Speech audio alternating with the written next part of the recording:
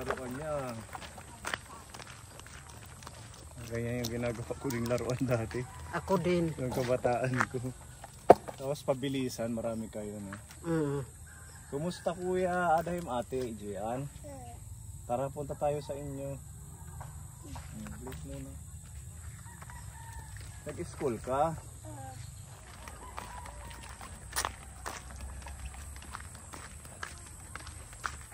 Kaso baha pala ito dito, tita. Bumaha. Hindi tayo nakapagbuta. Malakas yung ulan kanina.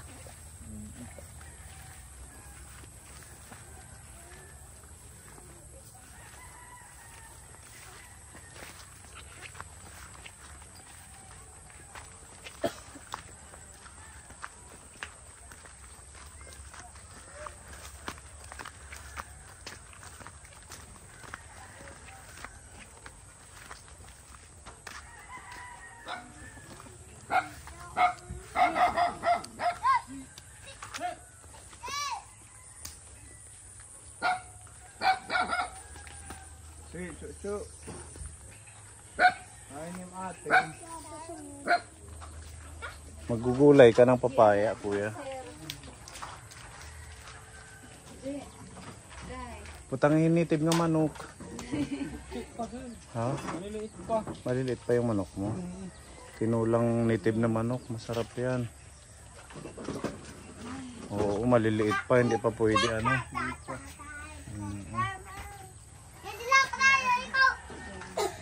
Binakura na dito. Opo, dumisir eh. Yung ano, yung mga pato. Oo, para hindi sila makapasok. Ano. Tatay Kumusta? kasi. Kumusta kayo? Ilan sir? Okay naman. Opo sir. Malaki Okay na si ano, si baby. Oo. Lumiit lang kasi nagkasakit ng isang buwan. Nagkasakit din siya. Oo. Kumusta ka na cute-cute? Uy, Ninong. Ninong. May mga bago siyang kalaro. Sino yung dalawa? Mga pinsan niya. Galing Maslog. Mga pinsan. Opo, mga pinsan. Galing sa Maslog. Dolores. Malayo doon pa sa may bundok. Mamimiesta sila sa inyo. Hindi sir, kasi na-atake ng high blood yung asawa niya, na hospital sila sa Bordeaux. Sino si kuya? Kapatid mo si kuya? Ano pangalan mo kuya? Noini. Ha? Noini. Noini. Oh, so magpapaano sila sa doktor? Tapos na, nakalabas na sila. Hindi lang sila makauwi kasi wala silang pumasahe. Mag-sideline muna ng trabaho dito. Construction or kung ano man yung pwede para may pumasahe pa uwi. Oo nga. Kumusta na Gian? Okay lang naman po sir. Okay lang naman po. Mag-aaral ka? Nagpunta kami kanina dito, nasa school ka daw.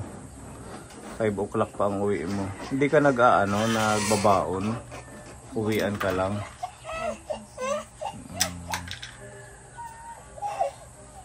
Si Hasim na school din.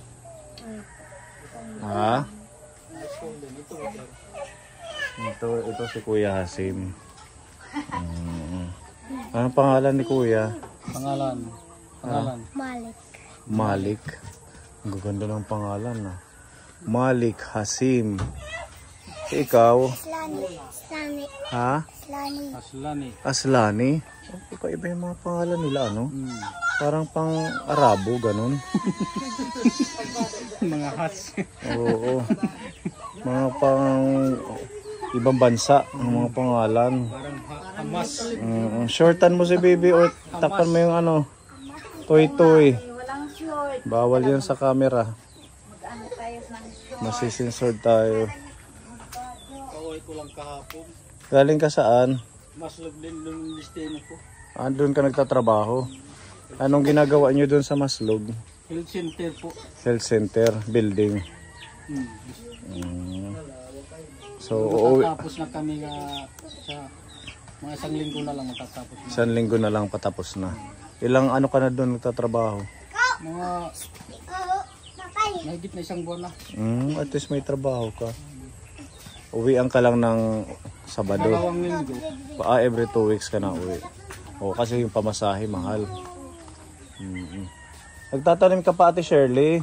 Opo, sir. Ano yung mga tanim mo ngayon? Talong, bibilya, saka kangkong, saluyot. Kumusta naman si Gian ang yung pag-take ng gamot? Okay naman. May pagbabago naman. Hindi na ako masyadong Ha? ito ng dibdib. Hindi na sumasakit yung dibdib mo. Opo, sir. Kailan ang balik nyo? Nung Agosto pa. Bumalik na kayo doon. Hindi pa kami bumalik. O ba't di kayo bumalik? Alam mo naman na Augusto ang pagbalik. Naano kasi kami, sir, kasi 2 beses kami na hospital dito sa anak ko. Kalalabas lang namin. So wala na naman. 4 na araw. Bypass na naman ang follow-up check-up niya. Yun, wala talagang mangyayari kung hindi kayo babalik doon.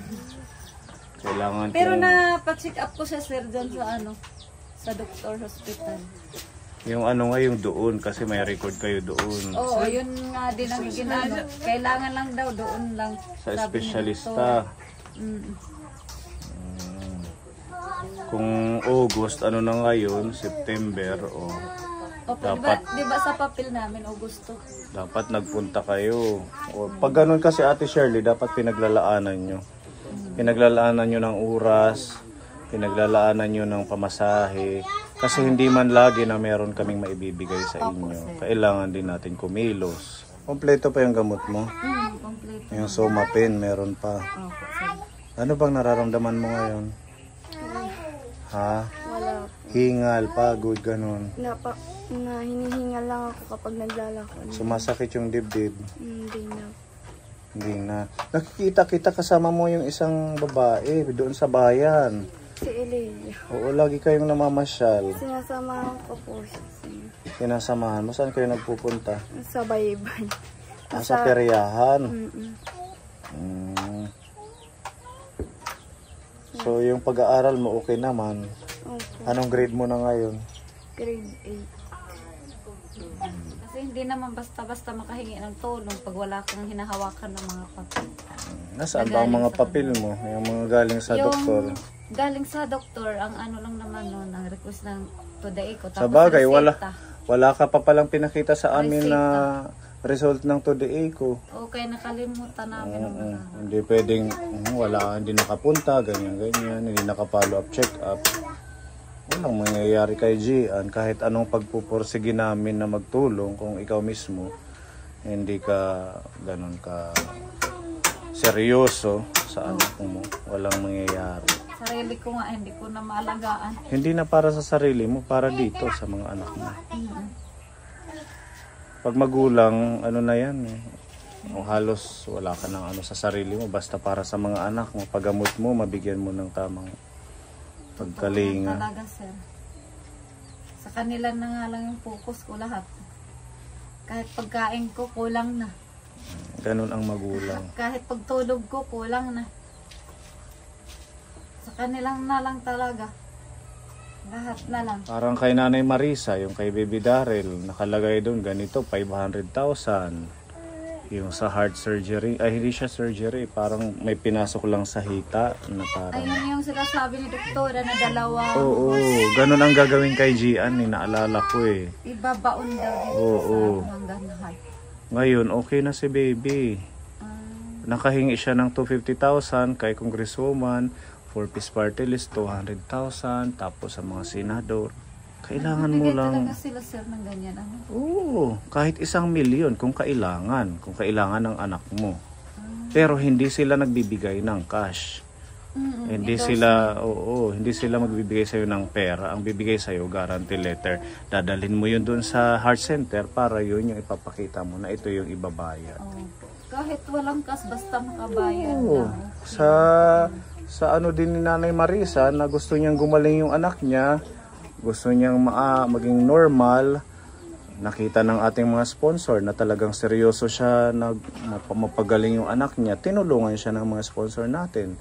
Pinamasahian papuntang Manila, binigyan ng allowance ng mga sponsor natin. Kasi tayo, nasa atin yan eh. Kung nakikita ng mga tao, ng mga tumutulong sa atin, na tayo ay desidido na gumaling ang anak, edi tutulungan ka talaga para sa anak mo. Pero kung ganyan lang, lalamya-lamya, mag-aantay lang dito. Diba? Kahit sino, kung ayaw mong magpursige, hindi ka talaga maaagapan yung sitwasyon na gusto mong pagalingin siya. Siyempre, kasama na doon yung pananampalataya na gumaling siya. Ang baon mo, pinapabigay ni Tita Izzy. Ayan si Tita Izzy, hindi nakakalimot sa iyo, laging nag-aalala. Kinukumusta ka ni Tita Izzy. Maraming salamat po, Tita Izzy, sa bigay niyo po sa akin. Pambaon mo daw yan para hindi ka maglalakad. Salamat po talaga, Tita Izzy. Tsaka pang snack na din. Mga ilang araw din, dalawang linggo. Mahigit pa ano? Gaamot ko, sir. Para saan? Marami siya kasi amutan sa Sa? school. Induction, tapos electric. Hindi ba yung sagot ng school, ang electric fan? Nag-aambag ang estudyante. Yung induction, nakakapagtaka ang induction. Bakit sa Manila hindi uso ang induction? Dito sa probinsya sa atin uso. Oo, pinipilit pa nga yung magulang na umano kasi pag hindi daw magbigay ng amot, aramutan, mababawasan daw yung mga grade ng mga bata. Ay, ganun. Hindi na siguro ako makakaahon, sir, kasi lagi naman Huwag ako mong sabihin ng nagsisikap, ganyan. sir. Huwag mong Lagi naman, sabihin sir, yan. eh. Tapos pag Kasi kung iniisip natin na ganyan, na hindi talaga yan, hindi tayo aasinso kung na mindset natin ay ganun. Di ba, Pepa? Kung ano yung nasa isip mo, yun yung mangyayari. Kung iniisip mo na makakaahon kayo, makakaahon kayo. Huwag mawala ng pag-asa. sapat na siguro, sir, na nakakakain kami 3 beses sa isang araw. Okay na po yun sa akin. Ibig ko sabihin, mangarap tayo. Isipin nyo na hindi pwede na ganito lang kami. Ano, Gian, hindi pwede na ganito lang kayo. Kailangan yung kumilos. Huwag nyo isipin na ganito na lang ang ating buhay. Mangarap tayo. Libre ang mangarap. At saka habang nangangarap tayo, magsipag at magtiyaga. Huwag nyo sasabihin na hanggang ganito na lang kami. Hindi yan, Ate Shirley. Huwag natin i-mindset yan. Ilagay sa ating isip na ganun. Pasalamat nga ako na hindi na siya inaano sa sakit niya. Mula nung pumunta kayo dito, sir, hindi na siya inatake. Hindi na. That's good news. Opo, sir. Nakakalakad na siya ng malayo. Hindi na siya. Nakikita ko na nga to sa kalsada. Nagmamasyal-masyal sila. Hindi na katulad dati na sakit. Masakit yung dibdib niya. Pag may maintenance siya, okay lang. Basta tuloy-tuloy lang. Marami ka pa ng maintenance, di ba? Pang ilang buwan ba yung nabili natin? Yung sumapin? February yata o January. Matagal pa. Kasi August yun.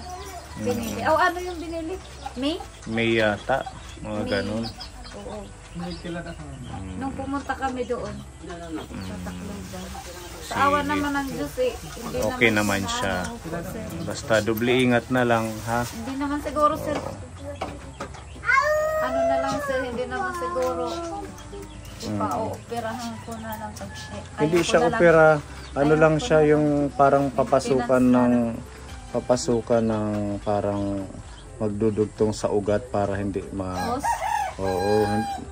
Hindi ko lang maano kung tawag doon, nakalimutan ko. In-explain kasi yun sa akin ni doktora. Gusto daw na para sa heart. Heart. Kapag Ano daw? para makahinga daw yung heart. Oo nga, kasi may ugat na may problema na nasa heart na ugat. Yun yung lalagyan ng hose para hindi siya magbara. Ganun yata. Maging normal yung paghinga, hindi ka mahahapo. Pinapabigay si Tita M, bili nyo ng bigas 500. Thank you po. Asal Tita M. Tita M, thank you so much po sa bigay niyo po sa amin na tulong. May bigas pa naman kami. Ibibigay ko na lang sa mga anak ko pang baon. Pambaon na lang. Opo. O sige ha, basta gano'n na lang Ate Gian, mag-ingat ka. Ano mo ha, habang mag-i-eleksyon, hingi mo ng tulong. Kasi maraming tumutulong ngayon.